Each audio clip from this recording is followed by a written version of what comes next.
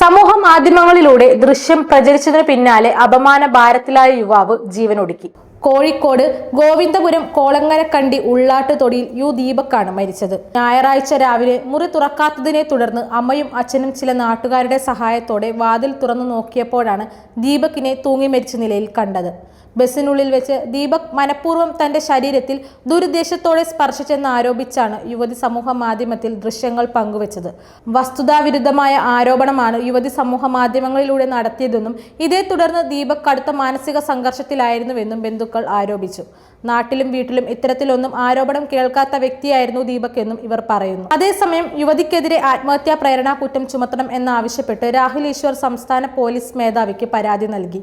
23 ലക്ഷം പേരാണ് ഞായറാഴ്ച ഉച്ചവരെ ഈ വീഡിയോ കണ്ടത്. വീഡിയോ സംബന്ധിച്ച വിഷമം ദീപക് ചില സുഹൃത്തുക്കളുമായി ശനിയാഴ്ച വൈകിട്ട് ഫോണിലും മറ്റും സംസാരിച്ചിരുന്നു.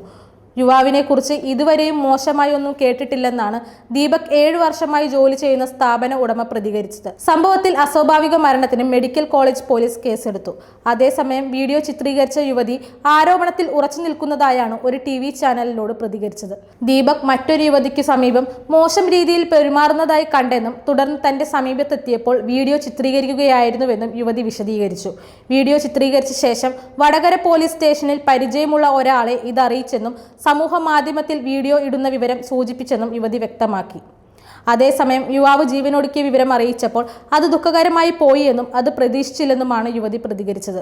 അന്വേഷണത്തിന്റെ ഭാഗമായി ബസ് ജീവനക്കാർ ഉൾപ്പെടെയുള്ളവരുടെ മൊഴി രേഖപ്പെടുത്തുമെന്നാണ് സൂചന. Glam Hair 2026 sponsored by Whiteland Homestay Automation Private Limited in Gujarat. The biggest hair fashion show in India happening at Kochi on April 25th, 2026. Register now for more details. Contact. Organized by Media 7 Events.